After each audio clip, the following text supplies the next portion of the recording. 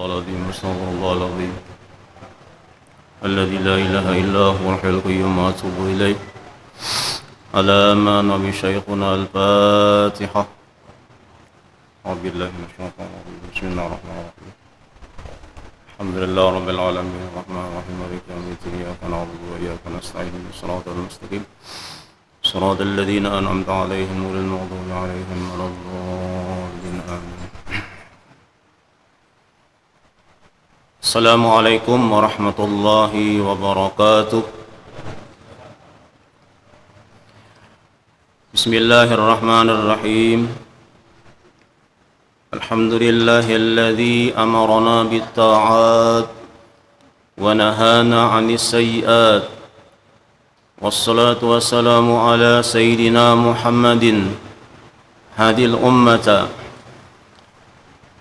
إلى أعلى المقامات، وعلى آله وصحبه الذين جاهدوا في سبيل الله فنالوا أعلى الدرجات. أما بعد، قال المؤلف رحمه الله تعالى ونفعنا به وبعلومه في الدارين آمين.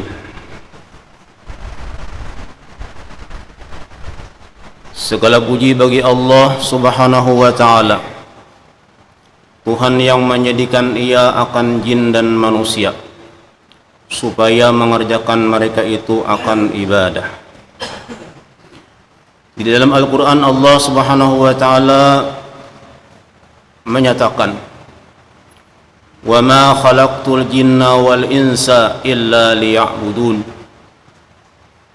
Tidaklah aku menjadikan jin dan manusia melainkan adalah untuk beribadah, taat kepadaku, ujar Allah Subhanahu wa ta'ala. Maka di dalam ayat ini ada dua hal yang disampaikan oleh Allah Subhanahu wa ta'ala kepada kita. Yang pertama adalah tentang penciptaan kita. Yang kedua adalah untuk apa kita dijadikan Allah Subhanahu wa ta'ala. Kita secara hakikat adalah semuanya Allah Subhanahu wa ta'ala yang menjadikan. Walaupun secara zahir adanya kita adalah sebab daripada ayah ibu kita, namun secara hakikat sebenarnya kita itu Allah Subhanahu wa ta'ala yang menjadikan. Maka apabila diri kita itu adalah Allah Subhanahu wa ta'ala yang menjadikan, maka berarti segala apapun yang ada di dalam diri kita itu semuanya adalah Allah Subhanahu wa ta'ala yang memberikan. Inilah dasar seseorang itu punya akhlak yang mulia. Mengapa seseorang itu bisa menghormati akan orang lain, padahal dia orang yang mulia, dia punya pangkat yang tinggi, semua dimuliakan, semua dihormati, karena dia sadar bahwasanya kemuliaan yang ada padanya, pangkat yang tinggi yang ada padanya, itu semuanya adalah miliknya Allah Subhanahu wa ta'ala. Dia menyadari apa yang ada pada dirinya itu merupakan anugerah daripada Allah Subhanahu wa ta'ala yang tidak sepantasnya untuk dibanggakan, tapi disyukuri karena Allah Subhanahu wa ta'ala telah memuliakan akan dia. Sebaliknya, mengapa seseorang itu bisa menghinakan akan orang lain? Itu karena dia tidak menyadari akan dirinya. Dia merasa bahwasanya kemuliaan yang sekarang ia dapatkan itu hasil daripada usahanya.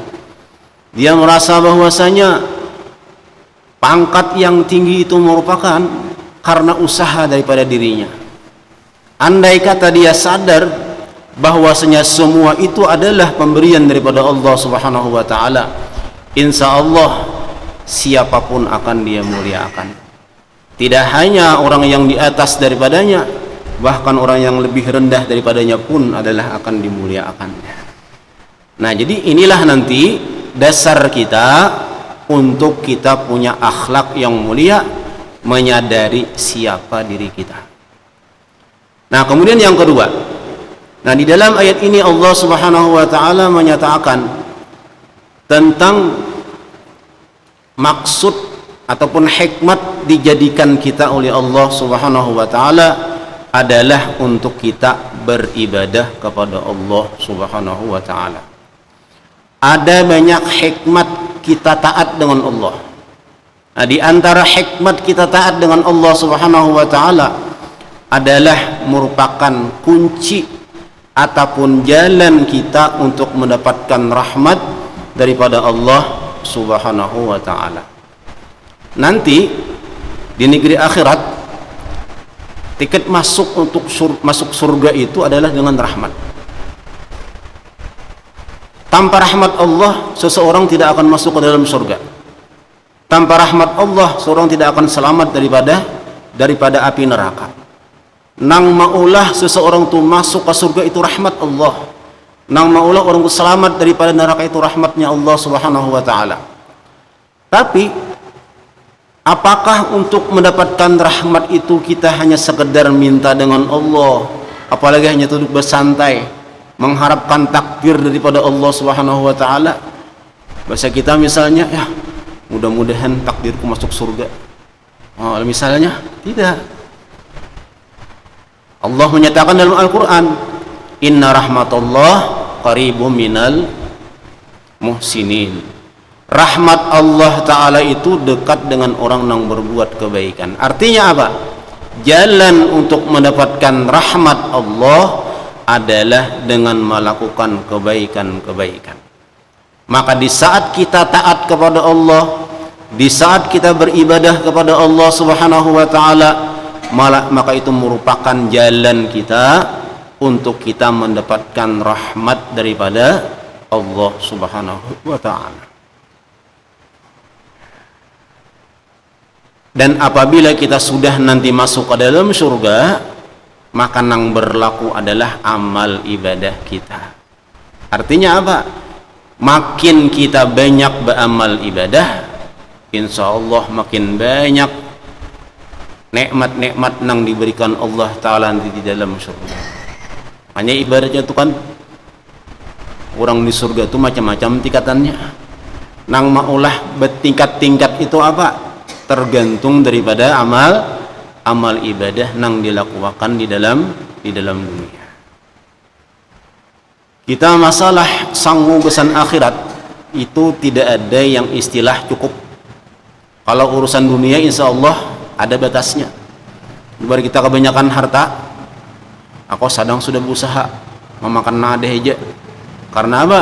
Rumah sudah ada, bahkan nang bakal diwariskan itu sampai 7 turunan ada. Kawai istirahat kita.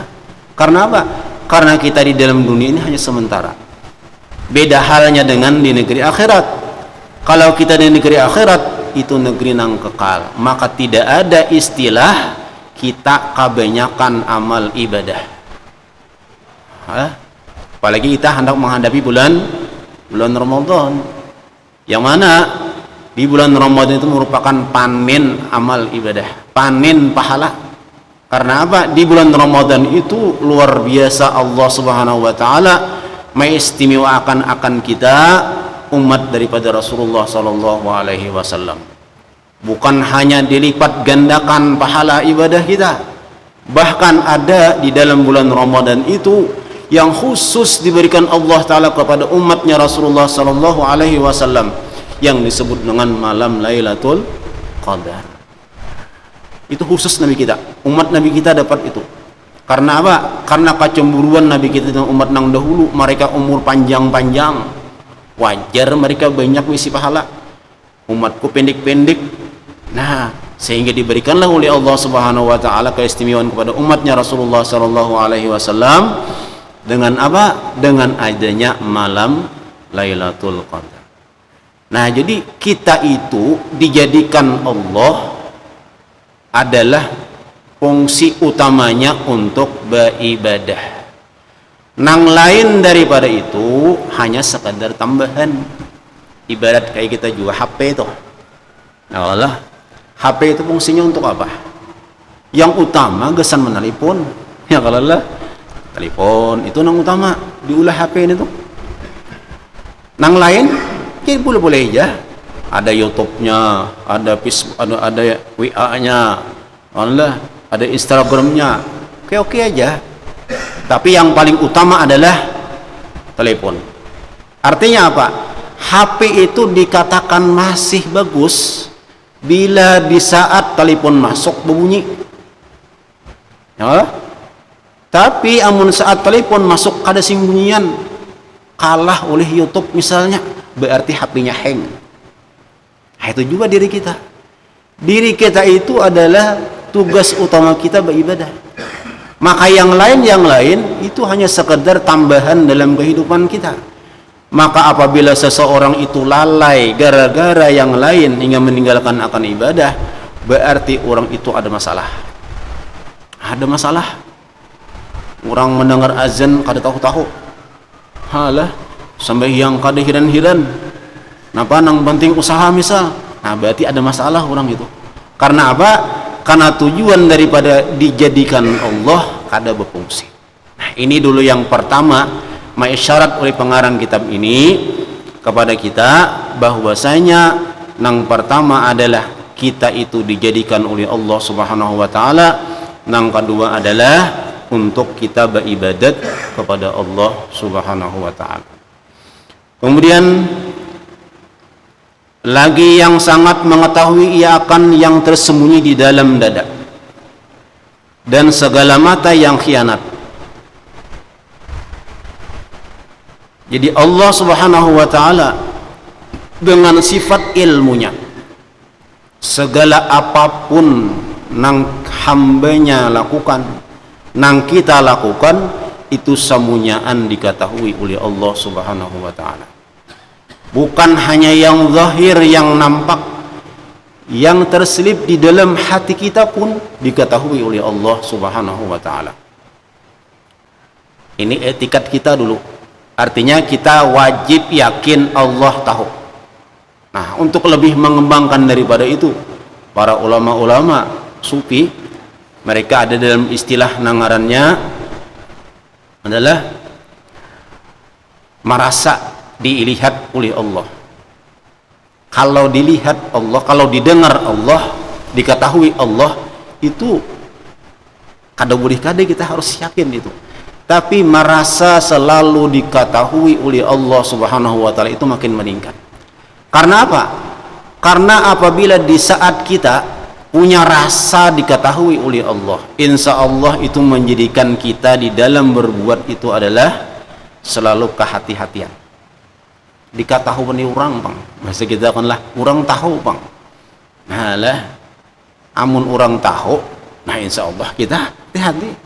Kita jangankan lawan Allah, lawan manusia aja. Nah kita kantor misalnya ada nama mengetahui dan gawian kita, insya Allah apik tuh pian.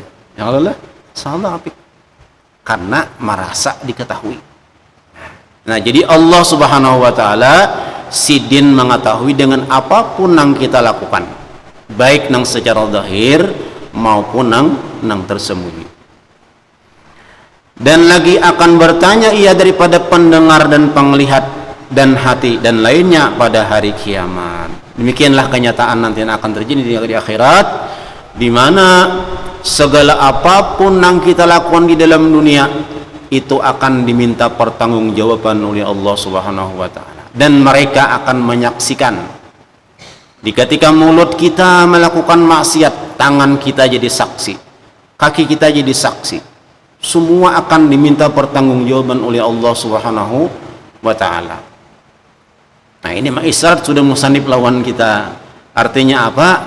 Demikianlah hendaknya kita di dalam kehidupan kita, untuk kita selalu ingat bahwasanya apapun gerak-gerik diam kita itu adalah diketahui oleh Allah Subhanahu wa taala.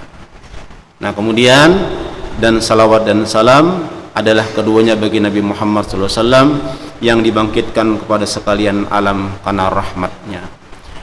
Demikian Nabi sampaikan, mudah-mudahan manfaat untuk kita sabarataan. Salah khilaf mohon maaf. Assalamualaikum warahmatullahi wabarakatuh. Al-Fatihah. A'udzubillahi minasyaitonir rajim. Bismillahirrahmanirrahim. Alhamdulillahi rabbil alamin. Ar-Rahmanir Rahim. Maliki yaumiddin. Iyyaka na'budu wa iyyaka nasta'in. Ihdinas siratal mustaqim. صراط الذين أنعمت عليهم غير المغضوب عليهم ولا الضالين آمين. بسم الله الرحمن الرحيم. الحمد لله رب العالمين، والصلاة والسلام على سيدنا ومولانا محمد وعلى آله وصحبه أجمعين. اللهم انفعنا بعلومنا، اللهم فقهنا في الدين، علمنا التأويل، اللهم ارزقنا الإخلاص في طلب العلم ونشرك بالطاعات برحمتك يا أرحم الراحمين. ربنا تقبل منا إنك أنت السميع العليم، وتب علينا إنك أنت التواب الرحيم. ربنا آتنا في الدنيا حسنة وفي الآخرة حسنة وقنا عذاب النار. وصلى الله على سيدنا ومولانا محمد وعلى آله وصحبه وسلم. الحمد لله رب العالمين. تقبل الله منكم.